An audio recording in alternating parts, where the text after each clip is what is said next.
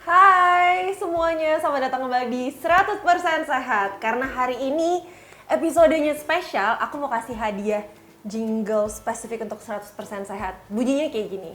Sehat luar dalam di 100% sehat. Sobat Tuhan dulu.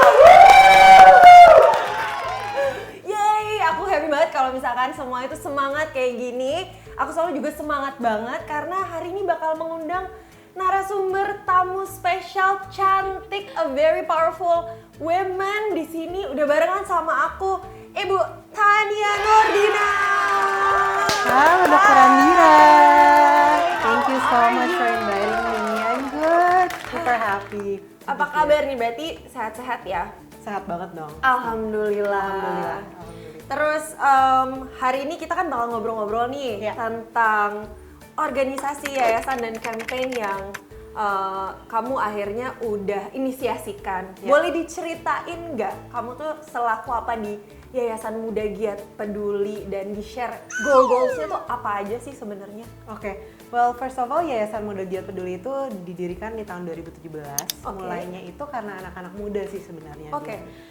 Kita itu dulu lucunya bikin fashion show di Plaza Indonesia dan fashion show-nya itu kebetulan di bulan kanker payudara.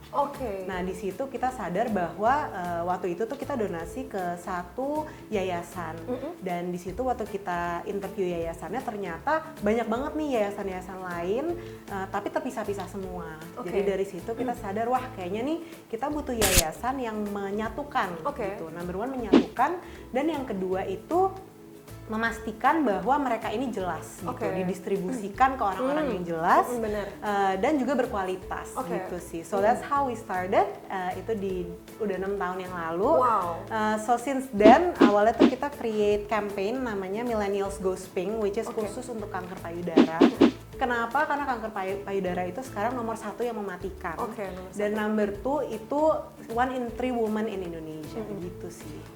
Berarti fakta penting ya teman-teman semuanya. Jadi kanker payudara itu masih masuk dalam top 5, top 3, bahkan top 2. Pernah top 1 ya, nomor 1. Jadi penyakit yang membuat kematian tertinggi. Dan statistiknya katanya 1 dari 3 perempuan ya punya kemungkinan ada yang namanya kanker payudara. Nah makanya harus ditingkatkan lagi kan pengetahuan dan awareness-nya gitu. Nah akhirnya kenapa nih, drive apa yang membuat kamu tuh akhirnya tuh memilih dan mau memfokuskan ke kanker payudara? Apakah ada cerita spesifik tentang kanker payudara ini yang ngebuat kamu tuh kayak breast cancer will be the focus of the campaign gitu? Well, sebenarnya tuh dari pengalaman aku sendiri, jujur sebagai anak muda dulu tuh kayak nggak terlalu peduli ya. Jadi waktu kita bikin Muda Giat Peduli ini dan bikin campaign Millennials Goes Pink, karena jadi gini, di under Yayasan Muda Giat Peduli itu ada yayasan-yayasan yang udah kita pilih.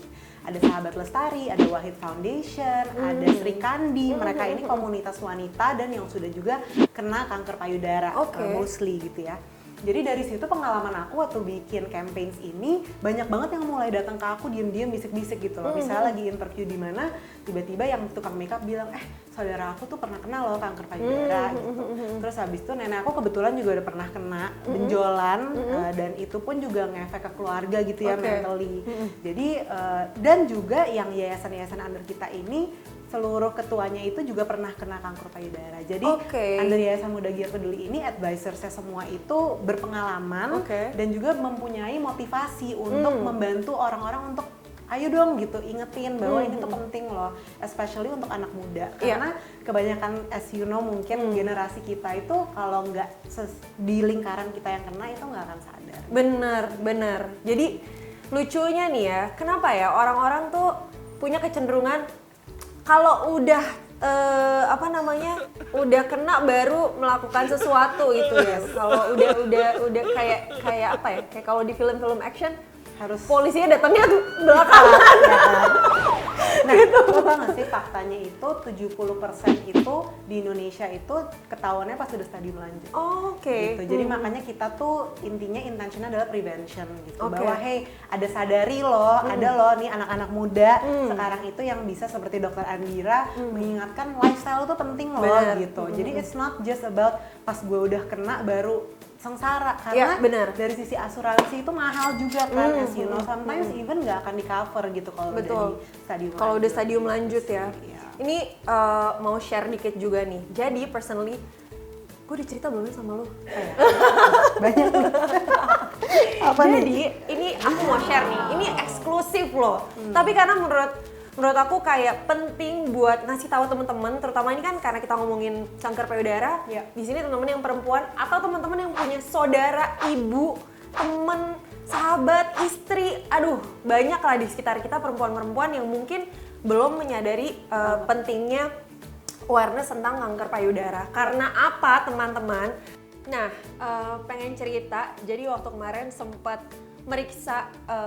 memeriksakan diri. Kalau ini namanya sadanis ya, periksa payudara secara klinis gitu. Nanti dijelasin sama Tania juga apa sih sadari, apa sih sadanis gitu. Nah, pas kita meriksa pakai ini dulu kan, apa namanya radiologis, tapi ditambah pemeriksaan yang sifatnya interview. Aku ditanya, ada keluhan atau enggak? Ada riwayat keluarga yang memiliki cancer atau enggak dan sebagainya gitu. Dan ternyata pas aku periksa ditemukan kayak benjolan gitu, tapi cuma bisa dilihat pakai radiologi ya teman-teman. Pakai kacamata mata kita yang kosong ini nggak bisa gitu, kecuali iya emang nggak kelihatan secara kasat mata kan. Kecuali kamu Panji Millennium gitu kan. Jadi pas ditemukan tuh kaget lah ya Tan, terus kayak demi apa nggak sih, kebetulan memang ada beberapa keluargaku yang punya cancer juga dan segaris lah. Jadi orang-orang yang even cuman keluarga jauhnya, neneknya atau apanya, kalian itu berarti udah punya resikonya, ya kan? Lebih tinggi resikonya dibanding yang nggak ada sama sekali. Nah kebetulan di keluargaku memang ada garisannya, pas periksa katanya ditemukan ada massa cuman 1,8 cm sih, tapi kan bukan barang yang ada asli dari dalam tubuh gitu. Nah akhirnya ya udah panik kita monitor, akhirnya tuh namanya mindful watching.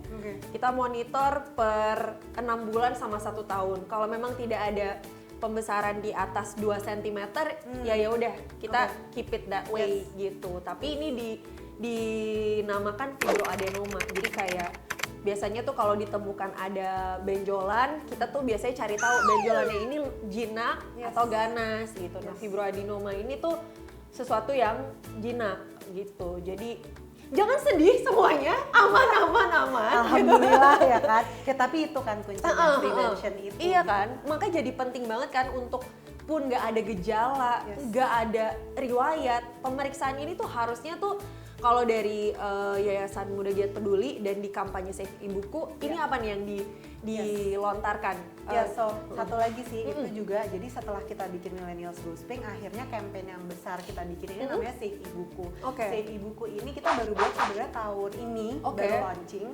Kita launching bersama Dompet Aman. Jadi Yayasan Muda Giat Peduli ini kita itu jadi back end-nya platform loyalitas terbaru namanya Dompet Aman. Di dalam Dompet Aman ini ada pilar namanya Aman Social. Jadi CSR-nya itu dari Save Ibuku ini yang disupport oleh Yayasan Muda Giat Peduli.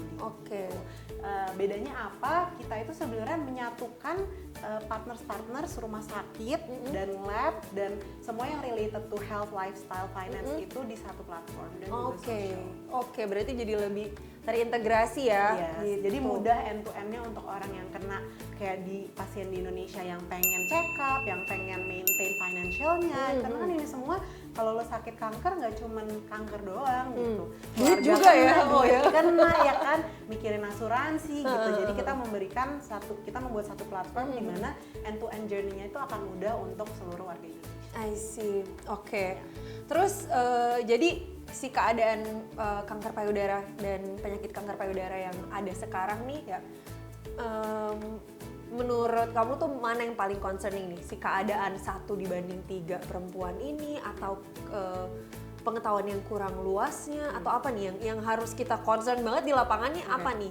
Jadi kalau menurut aku data di tahun 2020 itu ada 70.000 orang yang kena, 20.000-nya itu meninggal di Indonesia. Jadi itu kan udah 1/3 lah ya. Menurut gue itu serem banget gitu kan. Untuk sebanyak itu yang meninggal karena kanker yang nggak di check up, kanker payudara yang nggak di check up dan stadium lanjut. Makanya intinya sih sebenarnya kuncinya kalau gue belajar dari semua yayasan-yayasan survivors dan semua ibu-ibu yang udah kena itu ya prevention. Preventif ya. Jadi as simple as you have to do sadari, which is periksa payudara sendiri. Itu cuman memakan waktu 5 menit, 5 menit ya kan? Dan mungkin dokter Andira bisa memberikan aba-aba itu gimana gitu ya. Tapi it's so simple gitu, bisa check up di rumah dengan kaca gitu sendiri. Jadi teman-teman, ini FYI, for your information, tahu nggak Sadari dan Sadanis ini nggak cuma buat cewek-cewek. Jadi kalau dikira kanker payudara tuh cuma buat ke cewek doang kan enggak. Sebenarnya tuh laki-laki juga. Jadi pemeriksaan ini tuh dilakukan salah fokus. Nggak apa-apa. Ada kameramen kita agak sedikit lucu di belakang sana gitu. Jadi cara pemeriksanya gini teman-teman. Kita angkat tangan, ini anggap aja ini kaca ya. Terus tangannya 2 atau 3 boleh gitu. Terus ya udah, ini jangan dipraktekin sih. Jadi dia muter gitu dari dalam keluar sampai ke ketek-ketek gitu. Nanti kalau misalkan ngerasa ada benjolan, tidak semua benjolan itu membahayakan ya, karena ada namanya kelenjar getah bening, rasanya kayak kacang-kacang gitu. Kadang orang tuh kayak, dok ini apa? Terus pas gue periksa, kelenjar getah beningnya ibu itu emang ada di situ. Biasanya kelenjar getah bening itu ada di lipatan-lipatan, ada di sini, ada di paha, itu tuh ada. Rasanya tuh kayak gronjol-gronjol. Cuman kalau ada sesuatu yang tiba-tiba kayak batu atau ditekan rasanya sakit, terus keluar cairan dari payudara yang terasa tidak normal, nah itu harus dicari tahu kenapa gitu. Dan ini tidak hanya untuk perempuan aja, tapi memang secara persentase lebih banyak di perempuan. Tapi kanker payudara bisa menyerang perempuan maupun laki-laki. Laki-laki tuh kayak 1%, 2%. Iya, kecil, tapi kan tetap ada yang kena juga di Indonesia. Iya, that unlucky 1% itu kan harus kita gawangin gitu. Jadi monggo diperiksa per bulan boleh. Kalau cewek periksa mungkin 10 hari setelah PMS, karena biasanya kalau lagi PMS tuh badan lagi nggak stabil, semuanya lagi sakit, jadi takutnya jadi nggak objektif gitu. Terus satu lagi yang mungkin gue bisa share untuk anak-anak di bawah umur 35 tuh, umur kita tuh masih USG sebenarnya ya. Dan di atas 35 itu kalau nggak ada riwayat yang parah itu mamografi. Oh iya benar, ini diingetin nih sama Tania. Kalau misalkan kita memang umurnya belum 40, di bawah 40 atau ya masih ya tadi di bawah 35 pun, itu kita periksanya jangan pakai yang langsung udah terpapar radiasi banget tuh. Mamografi itu kan pakai radiasi.